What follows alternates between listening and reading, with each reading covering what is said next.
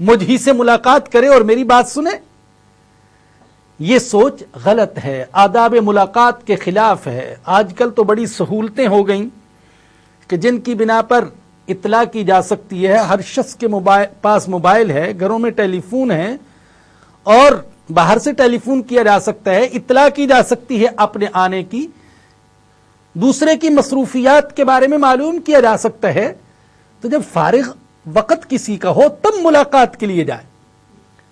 تو فرمایا کہ ولو انہم صبروا، اور اگر یہ صبر کرتے یہاں تک کہ آپ ان کے لیے باہر نکلتے تو یہ ان کے لیے زیادہ بہتر تھا۔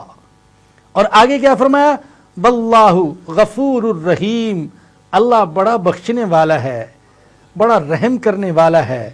اور حقیقت میں نبی کریم صلی اللہ علیہ وسلم کو اللہ فرما رہے ہیں کہ اے میرے نبی، میں بندوں کی لغزشیں اور کوتاہیاں معاف کرتا ہوں، آپ بھی ان کی غلطیاں اور کوتاہیاں معاف فرما دیں۔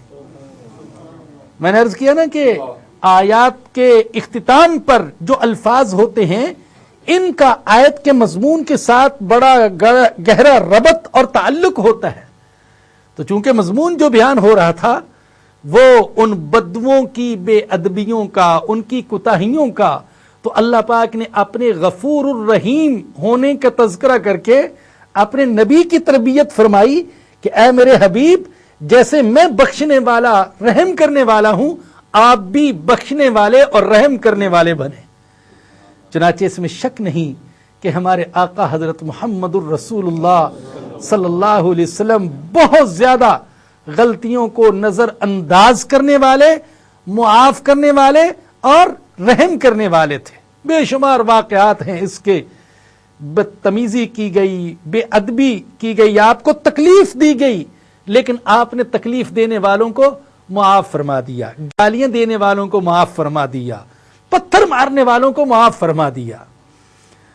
اور معاف کرنے کا اللہ نے اس لیے بھی طریقہ دکھایا، اس لیے کہ جس سے حضور ناراض ہو جائیں اور جس کے لیے حضور کے دل میں کوئی بات آ جائے، ناراضگی کی بات، تو اندیشہ ہے کہ اس کی دنیا بھی تباہ اور اس کی آخرت بھی تباہ ہو جائے۔ اس لیے اللہ نے ترغیب دی کہ میں بخشنے والا، رحم کرنے والا ہوں، میرے حبیب آپ بھی بخشنے والے بنے اور رحم کرنے والے بنے۔ اگلی آیت میں فرمایا کہ یا ایھا الذین آمنوا ان جاءکم فاسق بنبأ، اے ایمان والو، یہاں بھی خطاب ہے، یہ تیسرا خطاب ہے، یا ایھا الذین آمنوا، اے ایمان والو، اگر تمہارے پاس کوئی شریر آدمی آئے خبر لے کر، فتبینوا، تو تحقیق کر لیا کرو، ان تصیبوا قوما بجہالۃ، کہیں ایسا نہ ہو کہ نادانی میں کسی قوم کو ضرر پہنچا دو، فتصبحوا علی ما فعلتم نادمین، اور پھر تم اپنے کیے پر نادم اور شرمندہ ہو جاؤ۔ جیسے میں نے عرض کیا کہ اس صورت کے اندر آداب و اخلاق بیان کیے گئے ہیں۔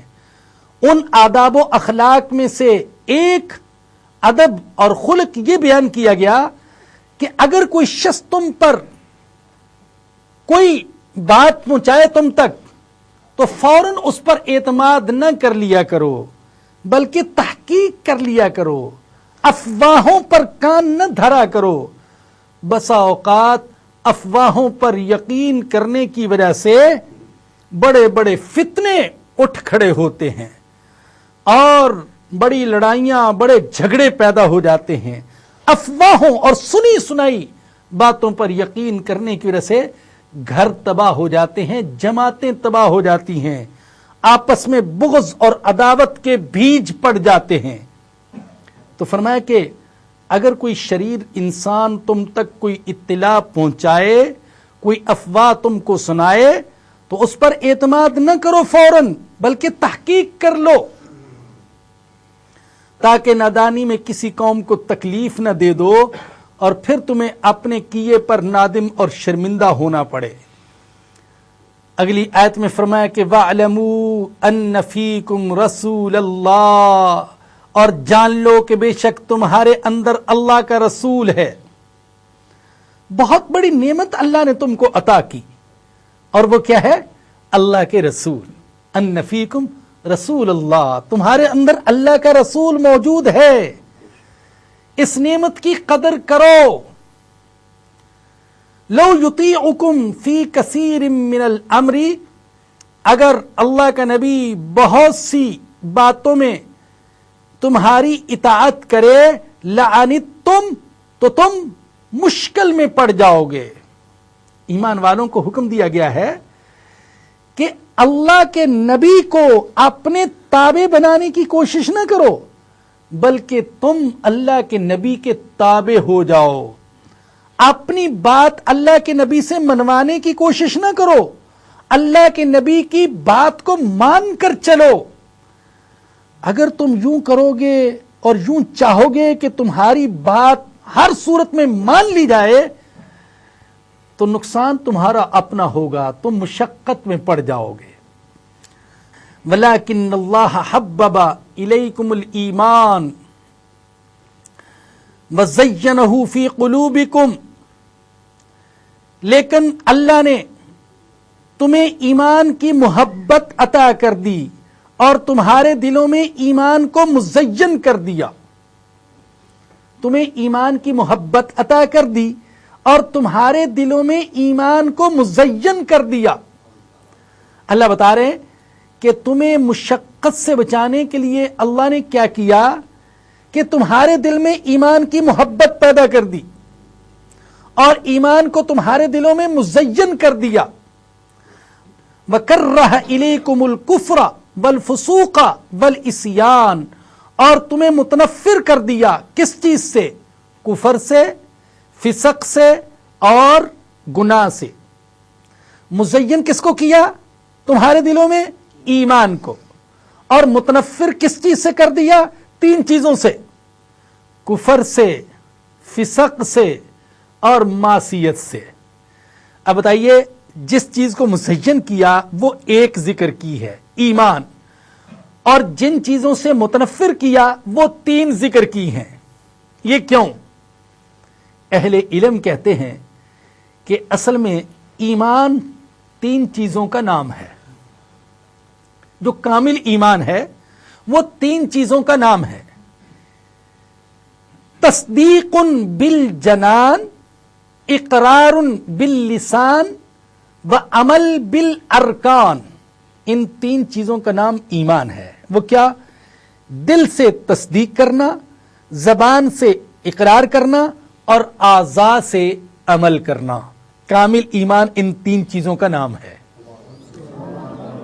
دل سے تصدیق، یقین، اللہ اور اللہ کے رسول کی ایک ایک بات پر یقین، اور زبان سے اس کا اقرار، ہم اللہ کے وجود کو دل سے تسلیم کرتے ہیں، اللہ کی ذات کو، اللہ کی صفات کو، نبوت کو، فرشتوں کو، کتابوں کو، قیامت کو، جنت کو، دوزخ کو، تقدیر کو دل سے تصدیق کرتے ہیں، تسلیم کرتے ہیں اور زبان سے اقرار کرتے ہیں۔ اور تیسری چیز، اعضاء سے اس پر عمل بھی کیا جائے، ایمان کے تقاضوں پر عمل بھی کیا جائے۔ جب دل کے اندر ایمان کا بیج ہوگا اور یہ پودا بنے گا، درخت بنے گا، تو اچھے اعمال اور اخلاق کے پھل اور پھول بھی اس کو ضرور لگیں گے۔ تو اعضاء سے عمل، یہ تین چیزیں ہیں ایمان۔ تو ان کے مقابلے میں بھی تین چیزیں ذکر کی: کفر، فسوق اور عصیان۔ کفر یہ دل سے، فسق زبان سے، اور عصیان یہ اعضاء سے کہ عمل بھی نہیں کرتا۔ دل سے انکار اور زبان سے اعتراف نہیں، اور عملی زندگی میں ایمان کا کوئی اثر نہیں۔ تو اللہ فرماتے ہیں کہ اے صحابہ کرام، اے ایمان والو، اے میرے نبی کے ماننے والو، میں نے تمہیں مشقت سے بچا لیا۔ کس طریقے سے؟ کہ تمہارے دلوں میں ایمان کو مزین کر دیا اور تمہیں متنفر کر دیا ان تین چیزوں سے: کفر سے، فسوق سے اور عصیان سے۔ میرے عزیزو، میرے بھائیو، دل کے اندر ایمان کا مزین ہو جانا اور دل کے اندر ایمان کی محبت کا آ جانا، یہ اللہ پاک کی بہت بڑی نعمت ہے کہ دل میں ایمان کی محبت آ جائے اور ایمانی چیزوں کی محبت آ جائے، دل میں اللہ کی محبت آ جائے، اللہ کے نبی کی محبت آ جائے، قرآن کی محبت آ جائے، نبی کے شہر کی محبت آ جائے، نبی کی شریعت کی محبت آ جائے، نبی کی سنتوں کی محبت آ جائے. یہ اللہ پاک کی بہت بڑی نعمت ہے. اور میں عرض کرنا چاہوں گا کہ جیسے ہم اللہ پاک سے دوسری چیزیں مانگتے ہیں، اسی طریقے سے ہم اللہ سے یہ بھی مانگا کریں کہ اے اللہ ہمارے دلوں میں ایمان کو مزین فرما دے، ہمیں ایمان کی محبت عطا فرما دے. اور میں اس لیے کہہ رہا ہوں کیونکہ خود ہمارے آقا حضرت محمد الرسول اللہ صلی اللہ علیہ وسلم بھی اللہ سے یہ مانگا کرتے تھے. بعض روایات میں ہے کہ حضور کی جو مستقل دعائیں تھیں ان میں سے ایک دعا ایمان کی محبت اور دل میں ایمان کے مزین ہونے کے بارے میں بھی تھی. غزوہ احد میں نبی کریم صلی اللہ علیہ وسلم نے صحابہ سے کہا کہ تم صفے بنا کر میرے پیچھے کھڑے ہو جاؤ، اور خود حضور آگے کھڑے ہو گئے اور حضور نے دعا کی. دعا تو بڑی تفصیلی ہے، میں اس کے بس ابتدائی اور آخری الفاظ آپ کو سناتا ہوں. اللہ سے عرض کیا اللہم لک الحمد کلو، اے اللہ ساری تعریفیں تیرے لیے.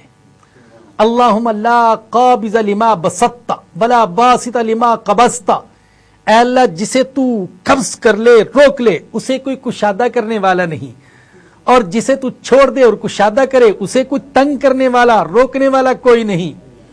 ولا ہادی لمن اضللت ولا مضل لمن ہدیت، جسے تو ہدایت دے دے اسے کوئی گمراہ نہیں کر سکتا، اور جسے تو گمراہ کر دے اسے کوئی ہدایت نہیں دے سکتا.